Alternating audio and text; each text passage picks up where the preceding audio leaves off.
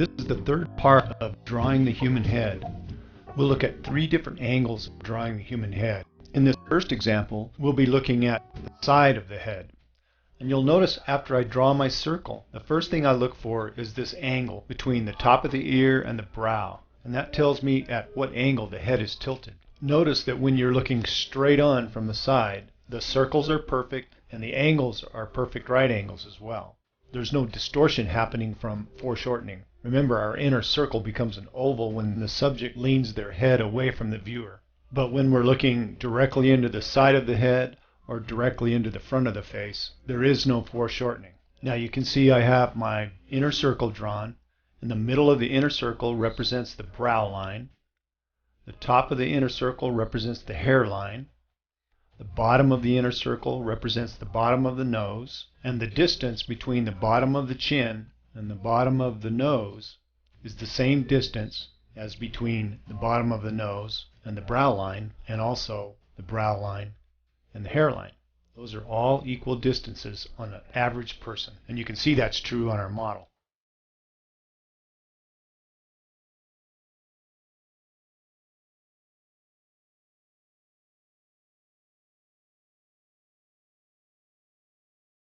You'll notice as I draw the jawbone that the jawbone actually connects right in front of the ear, but the fat and skin part of the model appears to connect behind the ear. So keep that in mind when you're drawing the jawbone.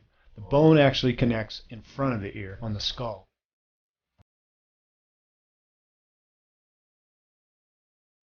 The ear is usually placed right behind the center line of the cranium. This is where her neck comes down. And then the front of the neck. Notice when I'm drawing the features that I just lightly touch the paper and make these small little marks to try to help myself envision where these points are on the features.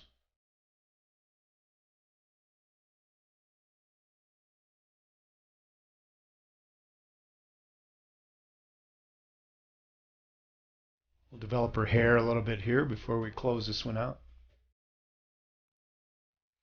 So that's the side view of a person's head. And you can see how accurate you can become by using this method of an outer circle and an inner circle for the cranium.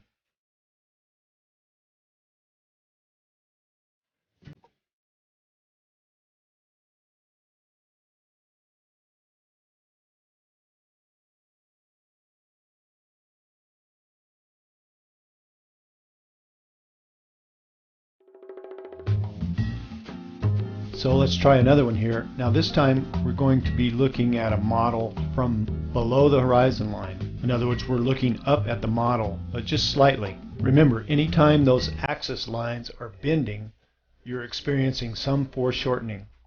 So there'll be a couple of curves involved here because the model is turning his head to the side, and we're also looking at him from below. Remember, the first line you look for is this line from the top of the ear to the middle of the brow and how it curves around the ball. It's only a slight curve, you hardly even see it on my drawing. But because we're looking at him from below, the axis line begins to curve in the shape of a frown.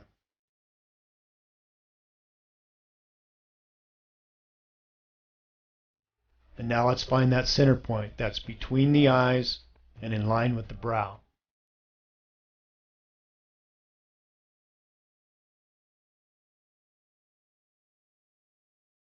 Now we'll develop our inner circle. Remember, it's 2/3 the size of the outer circle.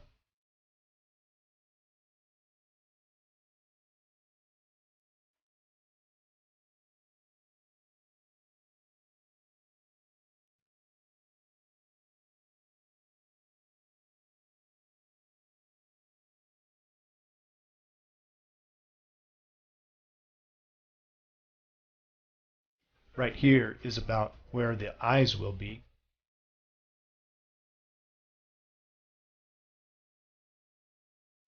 Okay, remember I always look for that brow bone because it usually protrudes and it's one of the important landmarks on the face.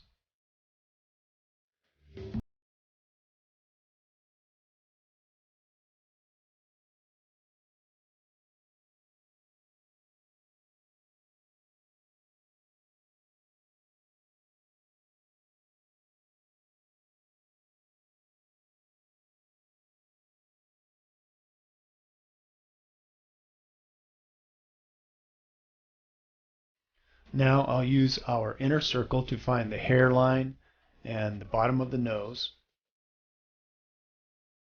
This guy's hairline is much higher than the average person, so this is an example of where you adjust your hairline. This line off of our inner ball, that's our standard, but in this guy's case, his hairline is much higher.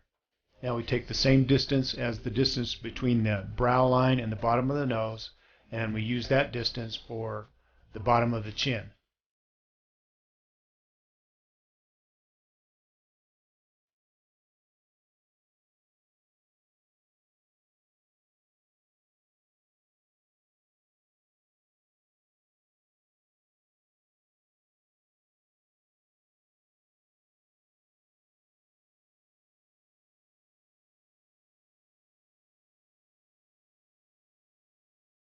And you can see how I can start placing these features on a little at a time. I don't try to rush these.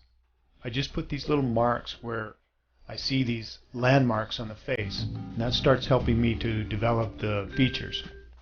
Now this guy's got a very square head, as you can see, so we'll make these adjustments based on our model.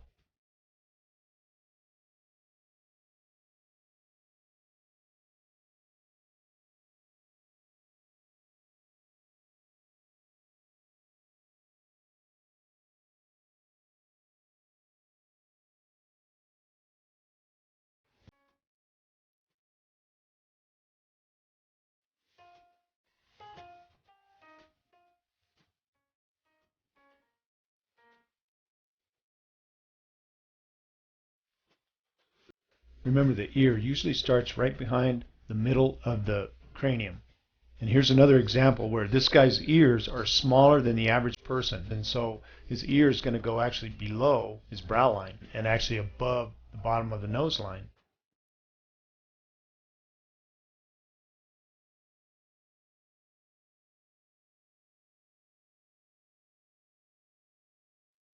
So our goal here was to get the shape of the head, and I think we've captured that pretty well by using our outer ball and inner ball method.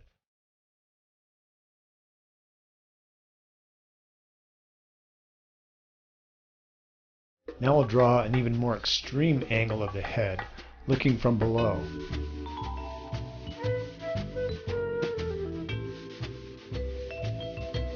This time, the surface lines around the outside of the ball will be curved. We're looking at the model from below, which makes the outside surface of the ball curve like a frown, and he's turning his head to the side, which makes the outside surface of the ball curve out to the right.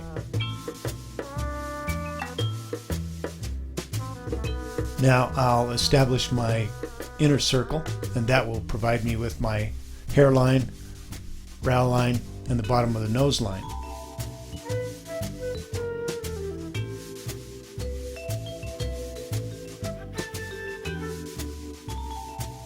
Now notice how these curves that wrap around the ball are parallel, and they will remain parallel for the mouth, the nose, the eyes, the brow, the hair. All those lines will be parallel, and of course they'll all still be curved. The other thing that's happening here is we're experiencing foreshortening. As you look from the chin to the hairline, our distances get progressively shorter and shorter as we move from the chin to the bottom of the nose, to the brow line, and then to the hairline. And that's because of foreshortening. I'm going to create a video that dives deep into foreshortening and really explains it. Again, this guy has an unusually square head. It's almost like a box. So we have to adjust for that when we're doing the drawing if you want your drawing to look like the subject. And these are the unusual features that make a person look different from every other person. Everyone has these subtle little differences about the shape of their skull or the placement of the features on their face. This guy's certainly a handsome guy, but the shape of his head is certainly very unique. Notice how I just start picking out these little landmarks on the head. and that's how I start developing my features. So you can see how quickly you can find the likeness of a person by using this technique of the outer ball representing the cranium and the inner ball, which shows you important measurements on that face, including the brow line, the hairline, the bottom of the nose line, and the bottom of the chin. So try this. I think you'll find that it's much easier to draw heads, and it's much easier to find likenesses by using this technique.